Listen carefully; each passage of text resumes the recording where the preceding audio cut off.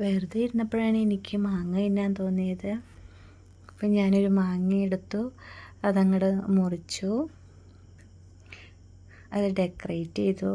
എനിക്കിഷ്ടമുള്ള രീതിയിൽ ഡെക്കറേറ്റ് ചെയ്തതാണ്. അതിലോട്ട് മുളക് പൊടി ഇട്ടു, പിന്നെ അതിലോട്ട് കുറച്ച് ഉപ്പിട്ടു. സ്പെഷ്യലായിട്ട് ഞാൻ ആഡ് ചെയ്തത് നാരങ്ങയാണ്. നാരങ്ങ കൂടി അതിലേക്ക് വന്നപ്പോൾ നല്ല ടേസ്റ്റ് ഉണ്ടായിരുന്നു.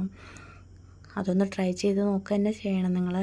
നല്ല രുചിയായിരുന്നു. ഞാൻ ഫുള്ളായിട്ട് മാങ്ങ ചെത്തി ഫുള്ളായിട്ട് ഞാൻ കഴിച്ച് തീർത്തു.